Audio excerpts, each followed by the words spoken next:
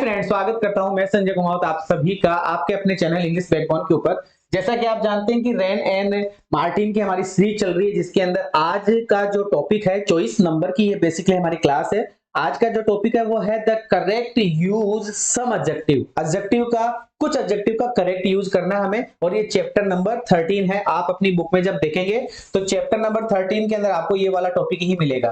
तो शुरू करते हैं हमारी क्लास को। और अगर आपको क्लास पसंद आ रही है तो आप मुझे कमेंट करके बताएं, शेयर लाइक और सब्सक्राइब आप करते हुए चले बेटा, है ना। चलो सर शुरू करते हैं चैप्टर नंबर 13, जिसका नाम क्या है कि सर जिसका नाम है the correct use of some adjective. Correct use, हमें सही सही यूज करना है कुछ एडजेक्टिव्स है उनका। अब वो कुछ एडजेक्टिव्स कौन कौन सी है 13 नंबर के चैप्टर में, उन्हीं की बात हम करेंगे। ठीक है, चलो सर शुरू करते हैं। सबसे पहला पॉइंट हमें बताया जा रहा है सम और एनी। तो हमें सबसे पहले सम और एनी को समझना है, क्या होता है क्या नहीं होता है, इसमें क्या क्या लिखा हुआ है, उसी की मैं बात करूंगा। तो स्क्रीन के ऊपर एक एक पॉइंट को देखिएगा। टू एक्सप्रेस, पहला वर्ड आ रहा है एक्सप्रेस करना। मतलब सम और एनी क्या एक्सप्रेस करता है कि सर सम और एनी हमें बताता है क्वांटिटी के बारे में, क्वांटिटी के बारे में और डिग्री के बारे में। क्वांटिटी और डिग्री के बारे में हमें सम और एनी बताता है। मैं सिंपल लैंग्वेज में कहूं तो सर ये हमें अनकाउंटेबल नाउन के बारे में बताता है। कौन से नाउन के बारे में बताता है? अनकाउंटेबल नाउन के बारे में। और अनकाउंटेबल नाउन हमेशा क्या होता है? सिंगुलर होता है। अनकाउंटेबल नाउन, क्वांटिटी भी अनकाउंटेबल होता है, डिग्री भी अनकाउंटेबल होता है। अगर कोई नाउन अनकाउंटेबल है तो उसमें सम और एनी का यूज किया जाता है। यह है पहला पॉइंट, जिसमें क्वांटिटी और डिग्री, क्वांटिटी और डिग्री, क्वांटिटी और डिग्री। कुछ कुछ एग्जाम्स के अंदर थियोरेटिकल क्वेश्चन पूछ लिए जाते हैं, तो ये याद रखिएगा क्वांटिटी और डिग्री का डिग्री में सम और एनी का यूज किया जाता है। दूसरा पॉइंट, ये पहला पॉइंट हो गया। अब हम दूसरे पॉइंट की बात कर रहे हैं। दूसरा पॉइंट हमें क्या कह रहा है कि सम इज यूज्ड। सम का मतलब सम और एनी में से जो सम है उस सम की मैं बात कर रहा हूं कि सर सम इज यूज्ड, सम का यूज किया जाता है नॉर्मली। नॉर्मली का मतलब जनरली, सामान्य रूप से सम का यूज अफर्मेटिव सेंटेंस में किया जाता है और एनी का यूज नेगेटिव सेंटेंस में किया जाता है। ये हमने पढ़ रखा है ना। सम का यूज अफर्मेटिव सेंटेंस में किया जाता है और जो एनी होता है उस एनी का यूज हमें नेगेटिव और इंट्रोगेटिव सेंटेंस में करना पड़ता है। तो इस स्लाइड के अंदर हमें तीन चीजों का पता चला है कि सम और एनी का यूज क्वांटिटी और डिग्री बताने के लिए किया जाता है। क्वांटिटी और डिग्री का मतलब हो गया अनकाउंटेबल नाउन के बारे में हमें सम और एनी बताता है। सम का यूज अफर्मेटिव सेंटेंस में किया जाता है और एनी का यूज नेगेटिव और इंट्रोगेटिव सेंटेंस में किया जाता है। ऐसा रैन एंड मार्टिन हमें बता रही है। आगे है कुछ एग्जांपल्स है। I will buy some mangoes. तो हमने देखा कि सर सम के बाद में यहाँ जो नाउन आया है वो नाउन प्लूरल आएगा। इसमें यहाँ एक चीज मैं ऐड करना चाहूंगा और वो ये चीज है कि सर सम का यूज कभी भी नहीं होगा। सम का यूज कभी भी कब नहीं होगा? जब आपका नाउन सिंगुलर होगा, singular countable, COUNT। Singular countable noun अगर आपका है तो आप सम का यूज कभी भी नहीं करोगे, ये ध्यान रखना। सम के बाद में नाउन प्लूरल ही आएगा या अनकाउंटेबल आएगा। तो सर हमने देखा सम के बाद में मैंगोज लिखा हुआ है, वाक्य अफर्मेटिव है, सिंपल है, तो सम यहाँ इस वाक्य में एकदम करेक्ट है। फिर है आई विल नॉट। तो सर हमने देखा यहाँ पर ये वाक्य नेगेटिव है और नेगेटिव है तो सर हमने किसका यूज करा है? एनी। एनी के साथ में नाउन कैसा भी आ सकता है। अगला पॉइंट है have you bought any mangoes. क्या तुमने मैंगोज खरीदे हैं? कोई भी मैंगोज खरीदे हैं? तो सर यहाँ पर हम देख पा रहे हैं क्वेश्चन मार्क है, मतलब इंट्रोगेटिव सेंटेंस है। तो एक चीज हमें समझ में आ गई कि सर सम का जो यूज होता है, सम का जो यूज होता है वो सभी के साथ में होगा, सिर्फ और सिर्फ किसके साथ में नहीं होगा? सिंगुलर नाउन जो कि काउंटेबल है उसके साथ में नहीं होगा, बाकी सबके साथ में सम का यूज किया जाता है। सम का यूज जनरली कौन से सेंटेंस में होता है कि सर सम का यूज जनरली अफर्मेटिव सेंटेंस में होता है। एनी का यूज कौन से सेंटेंस में होता है कि सर एनी का यूज हमें पता है कि एक तो नेगेटिव सेंटेंस में होता है और एक इंट्रोगेटिव सेंटेंस में होता है। इतनी स्लाइड के अंदर इतनी देर में हमने यही पढ़ा है। Next, but. अब और एक चीज और बताई जा रही है, बट लेकिन any can be used after if. अगर इफ वाला सेंटेंस अफर्मेटिव का है, अगर इफ वाला सेंटेंस आपका अफर्मेटिव का है तो भी आपको एनी का यूज ही करना पड़ता है। अगर आपके सेंटेंस में इफ आ रहा है और अफर्मेटिव सेंटेंस है तो आपको एनी लगाना है। जैसे if you need any money, अगर तुम्हें कोई भी पैसा धन चाहिए तो आई विल हेल्प यू। तो सर ये रहा इफ, तो इफ के साथ में अगर हमें लगाना था एनी और सम में से तो एनी लगेगा। अगर आपने यहाँ पे सम कर दिया है तो वो सम क्या हो जाएगा, गलत हो जाएगा इफ वाले सेंटेंस में। ये बात आपको ध्यान में रखनी है। एक चीज और मैं बता दूं कि कुछ नेगेटिव वर्ड्स है जिनके साथ में भी एनी का यूज करते हैं, जैसे विदाउट, है ना, विदाउट के साथ में HARDLY, हार्डली के साथ में स्केयर्सली, SCARCELY, स्केयर्सली के साथ में, ठीक है, नॉट के साथ में, नेवर के साथ में, ये सारे नेगेटिव वर्ड है। इनके साथ में आपको किसका यूज करना पड़ता है, क्योंकि ये नेगेटिव हो जाते हैं और नेगेटिव हो जाते हैं तो सर हमें एनी का यूज करना पड़ता है। इसका एक अपवाद भी है, ये भी मैं बता देता हूं कि सर नो के साथ में कभी भी एनी का यूज आपको नहीं करना है, क्योंकि नो भी एडजेक्टिव है और एनी भी एडजेक्टिव है। नो एनी कभी भी साथ नहीं आएंगे, ये बात मैंने आप लोगों को एक्स्ट्रा बता दी है। Next, sum is used in questions. Sum का यूज क्वेश्चन वाले सेंटेंस में भी किया जाता है। क्वेश्चन वाले सेंटेंस मतलब इंट्रोगेटिव सेंटेंस, कि सर आपने तो ये बताया था इंट्रोगेटिव में तो एनी का यूज होता है। हाँ बिल्कुल सही है, इंट्रोगेटिव सेंटेंस है तो एनी ही लगेगा, लेकिन लेकिन लेकिन लेकिन इंट्रोगेटिव सेंटेंस में अगर बात की जा रही है किसी ऑफर की, बात की जा रही है किसी रिक्वेस्ट की, अगर आप किसी को ऑफर दे रहे हैं या आप किसी से रिक्वेस्ट कर रहे हैं, निवेदन कर रहे हैं, तो सर हमें सम का यूज करना पड़ता है, एनी का नहीं। इसके अलावा विच एक्सपेक्ट द आंसर यस, या किसी क्वेश्चन का रिप्लाई यस निकलता है। एक्सपेक्ट करते हैं आप, एक्सपेक्ट का मतलब एक तरीके से आशा करते हैं, एक तरीके से आप क्या करते हैं, आशा करते हैं, एक्सपेक्ट करते हैं किसी क्वेश्चन के रिप्लाई का यस, तो भी आपको सम लगाना है, एनी नहीं। तो सर इंट्रोगेटिव सेंटेंस में एनी लगता है, लेकिन वाक्य में ऑफर है, रिक्वेस्ट है या यस का भाव है तो हमें सम ही लगाना है। जैसे एग्जांपल देखिए, will you have some ice cream, क्या आप आइसक्रीम खाना पसंद करेंगे, तो सर ये यहाँ पर ऑफर की बात की जा रही है, मतलब रिक्वेस्ट की बात मान सकते हैं आप। Could you lend me some money, क्या आप मुझे कुछ पैसा उधार दे सकते हैं। इस वाक्य में सर हमें रिक्वेस्ट का पता चल रहा है, इसलिए हमने यहाँ पे सम करा है और इस वाले वाक्य में भी सम करा है। Next question, did you buy some clothes, यहाँ पे क्वेश्चन मार्क है, यहाँ पे क्वेश्चन मार्क है, इंट्रोगेटिव सेंटेंस है तो सर आंसर होना चाहिए था एनी, लेकिन इस क्वेश्चन के अंदर एक्सपेक्टेड रिप्लाई यस है, ये हमने माना है। अगर मैंने यहां सम लगाया है इसका मतलब मेरा एक्सपेक्टेड रिप्लाई यस होगा। कैसे कि did you buy some clothes, क्या तुमने कुछ कपड़े खरीद लिए, यस आई हैव। देखो देख, जैसे इसमें लिखा हो yes I did, I expect you did, हाँ कि तुमने ऐसा किया होगा। ये जो सेंटेंस है ऐसा कंपटीशन में पूछा नहीं जाएगा, ये वाला कंपटीशन में पूछा नहीं जाएगा, ये तो एज ए अंडरस्टैंड हमें मतलब हमें बताया जा रहा है। Did you buy some clothes, और अगर एग्जाम में पूछा जाए, कंपटीशन में पूछा जाए तो हमें इस सेंटेंस में या इसके साथ में कोई सेंटेंस ऐसा आएगा जिससे ये पता चलेगा कि बात यस की हो रही है तो हम सम लगाएंगे, और नो की हो रही है तो कोई मतलब ही नहीं है, एनी ही आएगा। चलो सर आगे बढ़ते हैं। अब हमारा दूसरा पॉइंट आया ईच और एवरी, इसका मतलब सम और एनी हमने समझ लिया है। सम का यूज अफर्मेटिव सेंटेंस में, एनी का यूज इंट्रोगेटिव और नेगेटिव सेंटेंस। सम का यूज इंट्रोगेटिव में भी होता है, लेकिन उस वाक्य में ऑफर होती है, रिक्वेस्ट होती है और एक्सपेक्टेड रिप्लाई यस होता है। सम का यूज सिंगुलर काउंटेबल नाउन के लिए नहीं होता है, एनी का यूज सबके साथ में होता है। और बाकी ज्यादा डिटेल से अगर आपको पढ़ना है तो मैंने कॉन्सेप्ट में पढ़ा है 2023, प्लेलिस्ट में जाकर देखना, concept class 2023, some any many much सब पढ़ा है और बड़ी डिटेल के साथ में पढ़ा है। ये तो मैं रेन एंड मार्टिन में जैसा लिखा है वैसे आपको बता रहा हूं। चलो ईच और एवरी की बात करते हैं। ईच और एवरी दोनों के दोनों सिमिलर वर्ड है, इनके मीनिंग में कोई अंतर नहीं है। जो ईच है वही एवरी है, एवरी है जो ही ईच है, according to Wren and Martin. Wren and Martin के अनुसार each and every are similar in meaning, दोनों का अर्थ सेम है। हिंदी में इसको बोलते हैं प्रत्येक, बोले तो एक एक, प्रत्येक मतलब एक एक। आओ सर एवरी, अब इस लाइन में क्या क्या बातें आ रही है इसको समझते हैं।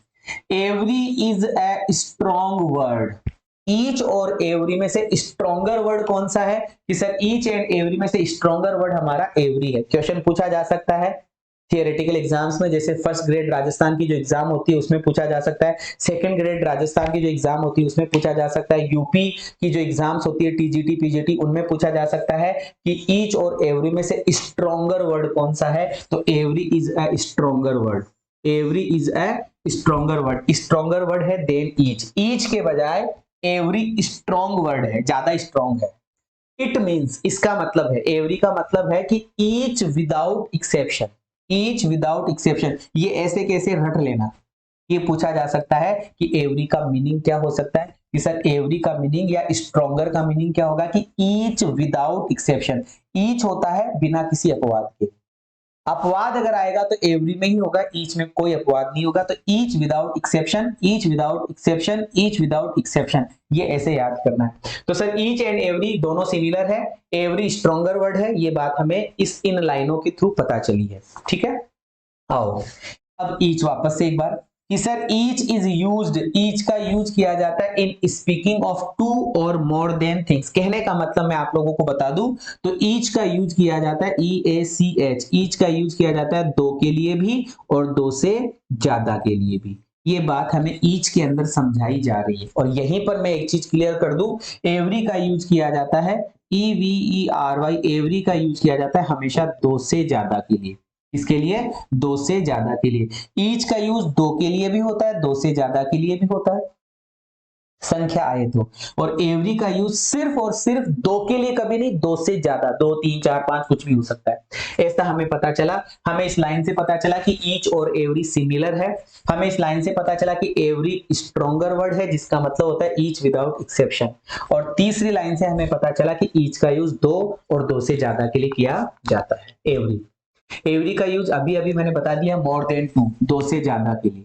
एवरी का यूज किसके लिए किया जाता है, एवरी का यूज दो से ज्यादा के लिए किया जाता है, ये बात आपको ध्यान में रखनी है। आओ sir next point, each directs attention to the individual forming any group, सुनना मेरी बात, बहुत इंपॉर्टेंट बात है, ईच का यूज किया जाता है इंडिविजुअल ग्रुप के लिए, इंडिविजुअल व्यक्तिगत ग्रुप के लिए, व्यक्तिगत ग्रुप के लिए हमें ईच का यूज करना पड़ता है, ईच डायरेक्ट करता है अटेंशन, ईच ध्यान हमारा खींचता है, ईच ध्यान हमारा ले जाता है इंडिविजुअल फॉर्मिंग एनी ग्रुप, मतलब इंडिविजुअल ग्रुप की तरफ। दो ग्रुप होते हैं, इंडिविजुअल और नॉन इंडिविजुअल, है ना, व्यक्तिगत और गैर व्यक्तिगत, जिसको हम बोलेंगे, अभी पढ़ेंगे, देख लो नेक्स्ट में आ जाएगा जो भी आएगा, कि सर ईच का यूज किया जाता है इंडिविजुअल ग्रुप के लिए और एवरी का यूज किया जाता है टोटल ग्रुप के लिए।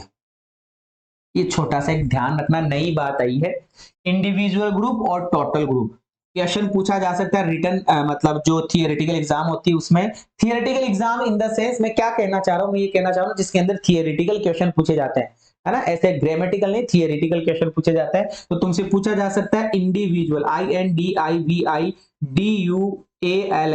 इंडिविजुअल जो ग्रुप होता है, इंडिविजुअल जो ग्रुप होगा उसके अंदर किसका यूज किया जाता है, कि सर उसके अंदर हमें ईच का यूज करना पड़ता है, ये छोटी सी बात हमें ध्यान रखनी है, और एवरी का यूज किया जाता है सर टोटल ग्रुप के लिए, TOTAL, total group, total group के लिए हमें एवरी का यूज करना पड़ता है। इन लाइनों से हमें ये पता चला है, फिर से एक बार, एवरी का यूज दो से ज्यादा के लिए किया जाता है, ईच इंडिविजुअल ग्रुप के लिए आता है, एवरी टोटल ग्रुप के लिए आता है। चलो सर क्वेश्चंस नहीं है, अभी भी और भी बातें बाकी है, और भी बातें बाकी है।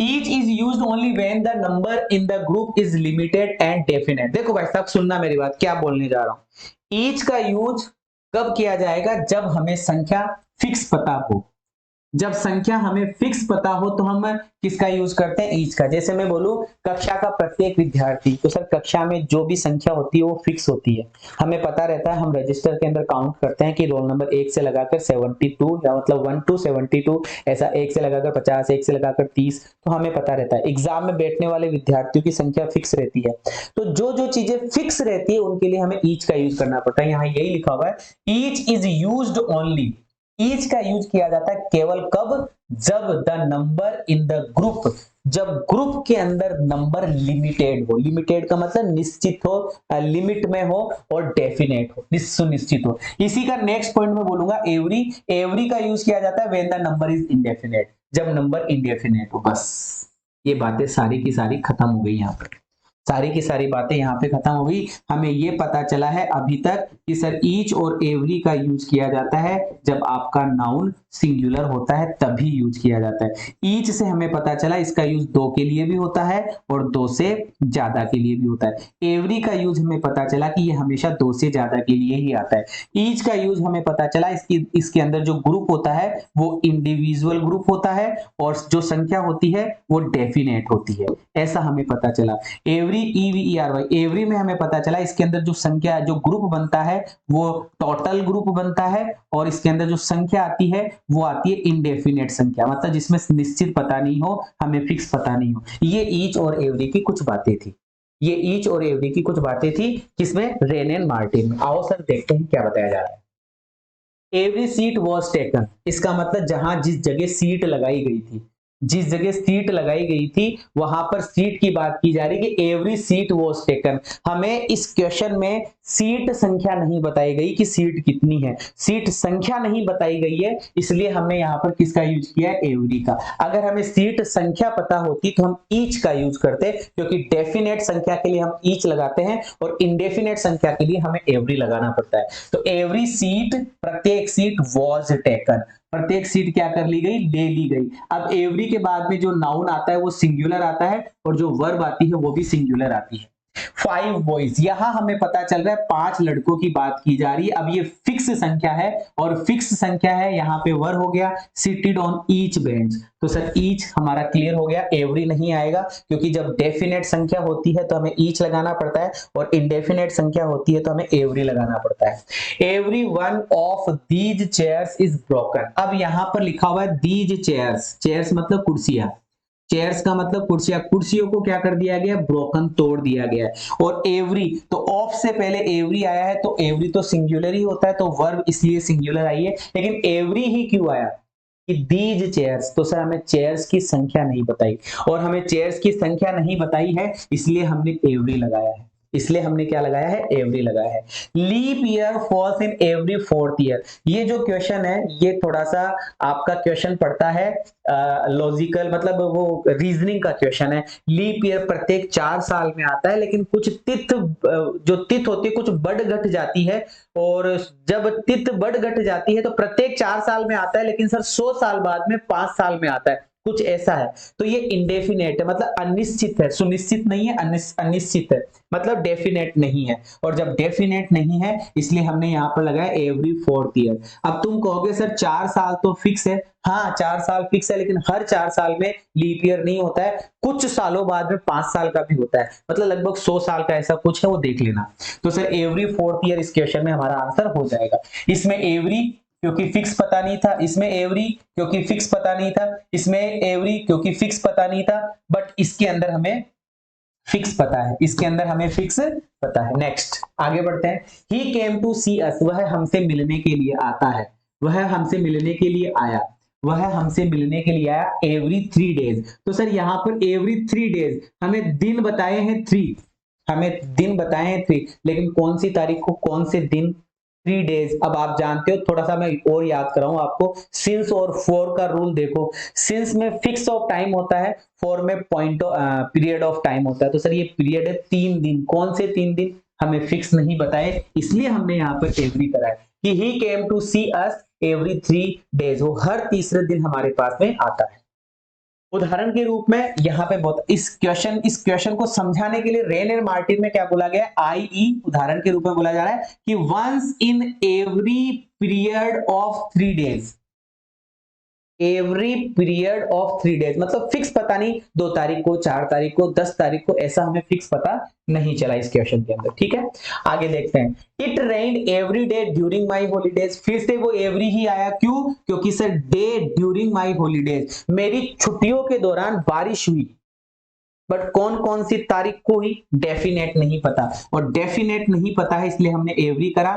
यहां पर भी एवरी इसलिए करा क्योंकि 3 डेज, कौन से 3 डेज हमें नहीं बताएंगे, कौन से 3 डेज हमें नहीं बताएंगे, कौन से मतलब कौन से दिन बारिश हुई या रेन हुई, बारिश हुई, ये भी हमें नहीं बताया गया, इसलिए ये इंडेफिनेट है, और इंडेफिनेट है इसलिए एवरी आया, इंडेफिनेट है इसलिए हमने एवरी लगाया। कमेंट करके जरूर से आप मुझे बताना, इसमें अगर कोई आपको दिक्कत आती है तो मैं आपको सजेस्ट करूंगा आप मेरी प्लेलिस्ट जाकर देखिएगा 2023 की कॉन्सेप्ट की, वहां और अच्छे से क्लियर हो जाएगा। रेन एंड मार्टिन में आपको ये समझाया गया। It was away 10 days, it was away 10 days, वह दूर था 10 days.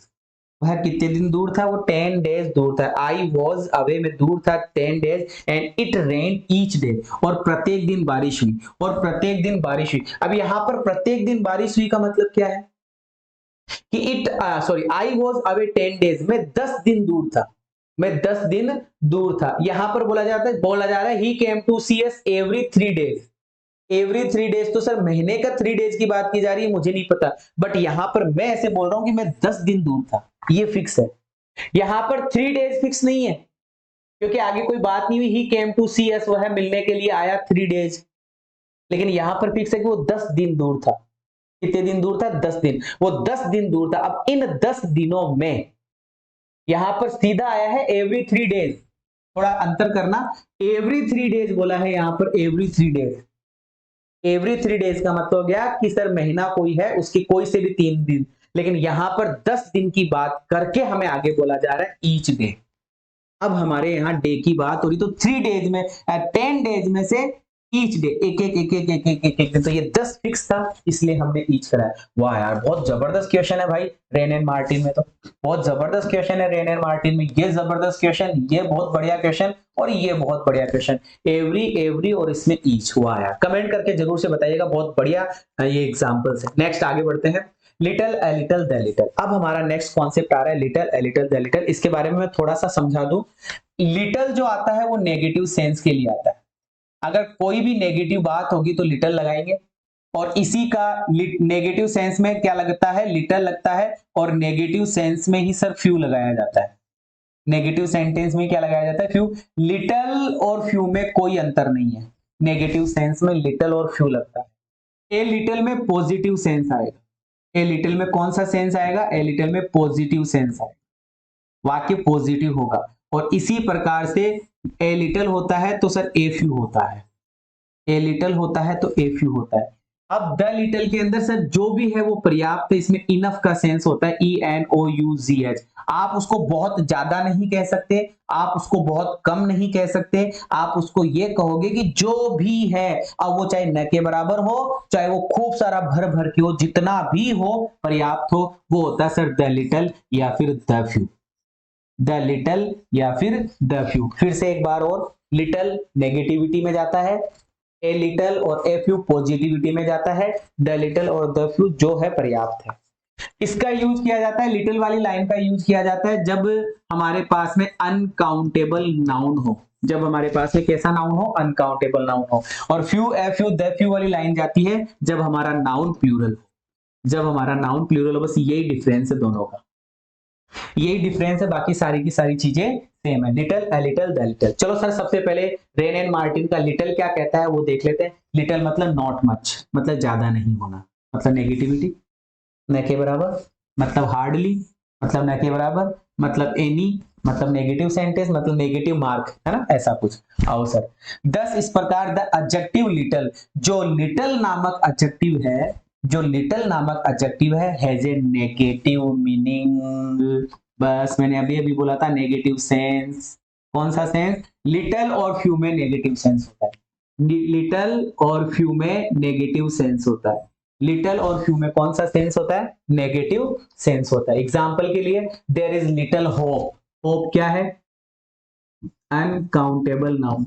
There is little hope of his recovery, उसकी रिकवरी का बहुत कम चांस है। अच्छा सुनो, इस सेंटेंस में हम ए लिटल भी कर सकते हैं, अकॉर्डिंग टू अस, हमारे अनुसार, है ना, हम हमारे अनुसार इसमें ए लिटल भी कर सकते हैं। लेकिन इस वाक्य को रेन एंड मार्टिन ने, उन दोनों ने समझाया है ये कहकर कि अगर मैं बोलूं लिटल होप, इसका मतलब न के बराबर आशा है। उदाहरण के रूप में उसने नीचे भी लिखा है कि he is not likely to recover. इस लाइन का अर्थ ये हुआ कि वो रिकवर नहीं होने वाला है, वो सही नहीं होने वाला है, इसलिए हमने क्या लगाया है? लिटल लगाया है, इसलिए हमने लिटल लगाया। ये सेंटेंस सिर्फ और सिर्फ समझाने के लिए। आओ सर आगे देखते हैं। ही शोड, उसने दिखाई, लिटल कंसर्न, कंसर्न का मतलब ध्यान, उसने कम, बहुत कम ध्यान लगाया है फॉर हिज नेफ्यू, अपने नेफ्यू के लिए, उसने अपने नेफ्यू के लिए बहुत कम ध्यान लगाया। ही हैज लिटल इन्फ्लुएंस, वो बहुत कम प्रभावित हुआ है, वह बहुत कम प्रभावित हुआ है विद हिज ओल्ड फॉलोअर्स, अपने पुराने फॉलोअर्स से। ही शोड लिटल मर्सी, उसने बहुत कम दया दिखाई है टू द वैंक्विस्ड पर्सन्स के लिए, मतलब जो वैंक्विस्ड थे उनके लिए बहुत कम दया दिखाई है। तो sir little hope, hope uncountable है, लिटल कंसर्न, कंसर्न अनकाउंटेबल है, लिटल इन्फ्लुएंस, इन्फ्लुएंस अनकाउंटेबल है, लिटल मर्सी, मर्सी अनकाउंटेबल है। और इन चारों की एक सेंटेंस, दूसरा सेंटेंस, तीसरा सेंटेंस और चौथा सेंटेंस और ये पांचवा सेंटेंस, इन 5 सेंटेंसेस के अंदर नेगेटिव सेंस की बात की जा रही। ही हैज लिटल एप्रिसिएशन, उसकी जो एप्रिसिएशन है वो बहुत ही कम है ऑफ गुड पोएट्री, पोएट्री के लिए। मतलब कुल मिलाकर ये जो सेंटेंसेस है, ये सेंटेंसेस हमें नेगेटिव सेंस के बारे में बताते हैं, नेगेटिविटी के बारे में बताते हैं। अगर हमने लिटल लगाया है इसका मतलब नेगेटिव सेंस हो रहा है, हमने लिटल लगाया है इसका मतलब नेगेटिव सेंस हो रहा है। a little पॉजिटिव सेंस आएगा, a little और a few, a little और a few मतलब पॉजिटिव सेंस। देख लेते हैं रेन एंड मार्टिन क्या बताता है। सम दो नॉट मच, सम THOUJ, सम दो नॉट मच, अच्छा कुछ होना, सम का मतलब कुछ, नॉट मच ज्यादा नहीं बट कुछ, है ना, ज्यादा नहीं लेकिन कुछ होता है, मतलब कुल मिलाकर पॉजिटिव सेंस। आओ sir, a little has a positive meaning, positive meaning होती है इसके अंदर, बस यही एक मेन चीज है, मैं तो इतने से इसे समझ जाता हूं पॉजिटिव मीनिंग। आओ सर सेंटेंसेस देखते हैं। There is a little hope of his recovery, पहले वाले में भी यही सेंटेंस था ना, ऑफ हिज रिकवरी, और इस वाले में भी यही सेंटेंस है, लेकिन यहां पर ए लिटिल लगाया है। तो रेन एंड मार्टिन साहब हमें यह समझाना चाहते हैं कि अगर आपने ए लिटिल लगाया है इसका मतलब पॉजिटिविटी है, मतलब ही में पॉसिबली रिकवर, वो रिकवर हो सकता है। पहले वाले में क्या लिखा था, नॉट पॉसिबल, इसमें क्या लिखा है, पॉसिबल। ऐसा। आओ सर, ए लिटिल टेक्ट, अगर तुम थोड़ा सा टेक्ट करो, थोड़ा सा काम करो, अगर तुम थोड़ा सा टेक्ट करो तो would have save the situation, तुम इस सिचुएशन को सेव कर सकते हो, इस सिचुएशन को तुम बचा सकते हो। ए लिटिल टेक्ट, थोड़ा सा प्रयास करो। ए लिटिल नॉलेज, थोड़ा सा ज्ञान डेंजरस होता है, थोड़ा सा ज्ञान क्या होता है, डेंजरस होता है। तो सर हमारे पास में यहाँ पर 3 सेंटेंस आए, हमारे पास में यहाँ पर कितने सेंटेंस आए, 3। A little knowledge is the dangerous thing, थोड़ा सा ज्ञान खतरनाक होता है ना, थोड़ा सा ज्ञान खतरनाक होता है, ये ध्यान रखना। न के बराबर ज्ञान हो तो पागल होता है आदमी, और बहुत ज्यादा ज्ञान हो तो वो ब्रह्मलीन हो जाता है, लेकिन जो थोड़ा बहुत ज्ञान रखता है ना वो ज्यादा फड़फड़ाहट करता है। थोथा चना बाजे घना, अध जल गगरी छलकत जाए, ऐसा कुछ। अ लिटिल टेक्ट, थोड़ा सा ध्यान लगाओगे तो गणित के सवाल कर लोगे, थोड़ा सा ध्यान लगाओगे तो ग्रामर समझ में आ जाएगी, थोड़ा सा पढ़ लोगे ध्यान से तो नौकरी लग जाएगी, ऐसा। आओ sir, the little the few, the little the few, जो भी है पर्याप्त है। Not much but all there is, ज्यादा नहीं होता, ज्यादा नहीं होता बट जो भी होता है कंप्लीट होता है। आओ, the little information he had was not quite, the little information he had, जो भी इंफॉर्मेशन उसके पास में थी, the little information he had, जो भी इंफॉर्मेशन उसके पास थी वो सारी की सारी इंफॉर्मेशन वाज नॉट क्वाइट, सही नहीं थी। जो भी इंफॉर्मेशन उसके पास में थी वाज नॉट क्वाइट रिलायबल, वो भरोसे लायक नहीं थी। वो कैसी नहीं थी, वो भरोसे लायक नहीं थी। ठीक है, चलो next sentence. The little knowledge of carpentry, carpentry का नॉलेज दैट ही पजेस्ड, जो वो रखता था। ये यहां से लगाकर यहां तक जो सेंटेंस है वो सब्जेक्ट है और ये वर्ब की सेकंड फॉर्म वर्ब है कि the little knowledge of carpentry, carpentry का जितना भी नॉलेज उसको था, ही पजेस्ड, जो वो रखता था, कारपेंट्री का जितना भी नॉलेज वो रखता था वो सारा का सारा knowledge stood him in good stead, उसको गुड स्टीड में ले गया, गुड सिचुएशन में ले गया। द सेंटेंस मीन, इस सेंटेंस का मतलब रेन एंड मार्टिन में लिखा हुआ है, इस सेंटेंस का मतलब है कि the knowledge of carpentry, carpentry का नॉलेज ही पजेस्ड, जो वो रखता था, वाज नॉट मच, ज्यादा नहीं था, वाज नॉट मच ज्यादा नहीं था, बट ऑल दैट नॉलेज, लेकिन जितना था वो सारा का सारा knowledge stood him in a good state, अच्छी सिचुएशन में ले गया। ज्यादा नहीं था पर जितना भी था पर्याप्त था, ऐसा। Few F you the few, ये मैंने अभी भी पढ़ाई दिया आपको, है ना, फ्यू एफ यू पढ़ाई दिया।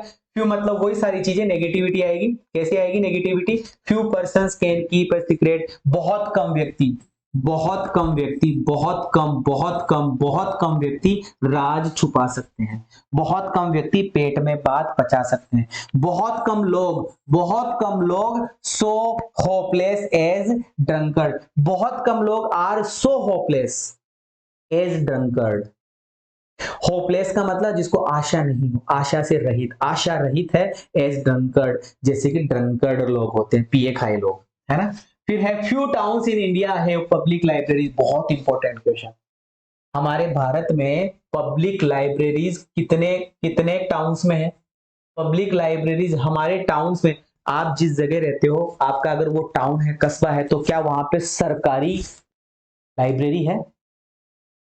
बहुत कम जगह सरकारी लाइब्रेरी मिलती है। तो few towns.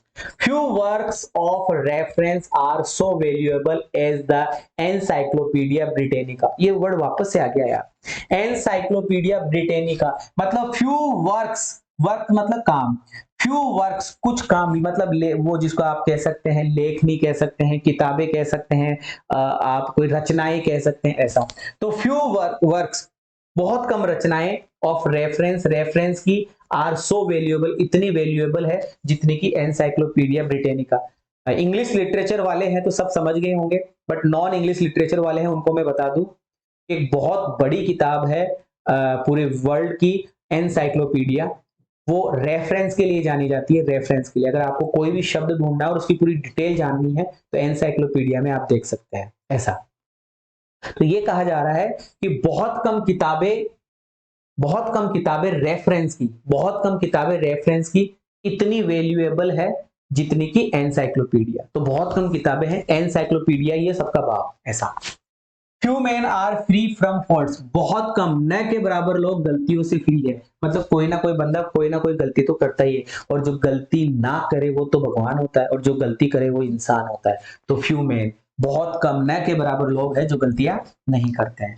Few men reach the age of 100 year. आज के टाइम पर बहुत ही कम लोग ऐसे हैं जो 100 साल जी जाते हैं।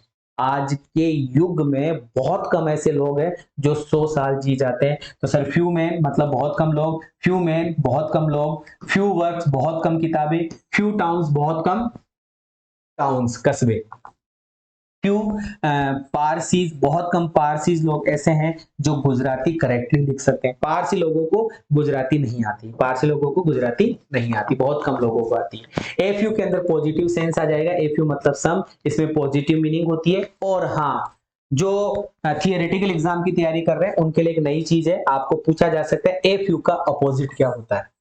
एफ्यू का अपोजिट क्या होता है? तो सर एफ्यू का अपोजिट होता है नन। एफ्यू का अपोजिट क्या होता है? नन। एफ्यू का अपोजिट क्या होता है? नन। एफ्यू का अपोजिट क्या होता है? नन। आओ सर, एफ्यू वर्ड्स मतलब कुछ शब्द स्पोकन, एफ्यू शब्द स्पोकन बोले गए हैं, एक कुछ मतलब कुछ शब्द बोले गए हैं इन अर्नेस्ट, अर्नेस्ट के अंदर। ये कोई किताब मान लो या कोई कोई पार्ट मान लो कि बहुत कम शब्द, मतलब बहुत, एफ्यू मतलब कुछ, कुछ शब्द बोले गए हैं अर्नेस्ट के अंदर। तो वो जो शब्द बोले गए हैं वो सारे के सारे शब्द will convince him, will convince him, उसको क्या कर देंगे? कन्विंस कर देंगे, उसको क्या कर देंगे? सेटिस्फाई कर देंगे, संतुष्ट कर देंगे। कि a few words spoken in earnest, earnest के अंदर जो भी शब्द है, मतलब जो कुछ शब्द है वो बोले गए वो कन्विंस कर देंगे उसको। A few Parsis right Gujarati correctly. अब इस लाइन का मतलब क्या हुआ? इस लाइन का पहले वाले में भी यही आया था, गुजराती, बहुत कम लोग गुजराती लिख सकते हैं, पारसी लोग। अब इसमें ए फ्यू कर दिया, इसका मतलब कुछ लोग हैं पारसीज, कुछ पारसी लोग हैं जो गुजराती को करेक्ट लिख सकते हैं। बस इतना ही था। The few not many but all three there, वो का वही कि जो भी है पर्याप्त है, लेकिन ज्यादा नहीं है, लेकिन जो भी है पर्याप्त है। जैसे द फ्यू रिमार्क्स, कि the few remarks that he made, जो उसने किए, जो भी रिमार्क उसने किए, जो भी रिमार्क उसने बनाए हैं, जो भी रिमार्क उसने किए हैं, वो सारे के सारे remark were very suggestive, suggestive थे, सुझावपूर्ण थे। जो भी रिमार्क उन्होंने किए या जो भी रिमार्क उसने किए, बस ये हो गया और क्या है, खत्म है। द सेंटेंस, इस सेंटेंस का मतलब है कि द रिमार्क्स, वो रिमार्क, दैट ही मेड, जो उसने बनाए हैं, जो उसने किए हैं, जो भी रिमार्क उसने किए हैं, वर नॉट मेनी, ज्यादा तो नहीं है, बट ऑल दोज रिमार्क, लेकिन जो भी रिमार्क उसने किए हैं वर वेरी सजेस्टिव, वो क्या थे? सजेस्टिव थे।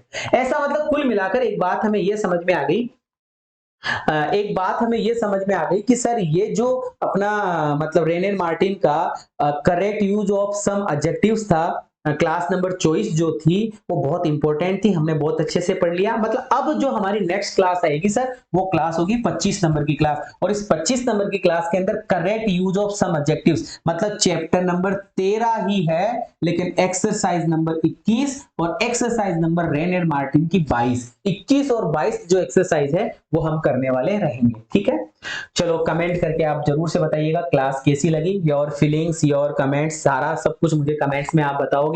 ये कांटेक्ट नंबर है, अगर आपको कुछ पूछना हो, कुछ जानना हो या कुछ भी XYZ सजेशन वगैरह कुछ भी हो तो इस नंबर पे आप मुझे दे सकते हैं। ये अपना इंस्टाग्राम आईडी है, यहाँ पर भी आप मुझे फॉलो कर सकते हैं। ये अपना इंग्लिश बैकबोन टेलीग्राम का ग्रुप है, यहाँ पर PDF वगैरह और नोटिफिकेशन वगैरह आपको मिल जाता है। थैंक यू बोलने का समय आया तो मैं यही कहूंगा कि आप लाइक करें, शेयर करें और अपने इस चैनल को सब्सक्राइब करें। ठीक है, आपसे मैं अब विदा लेना चाहूंगा। Thank you so much, love you all, जय हिंद।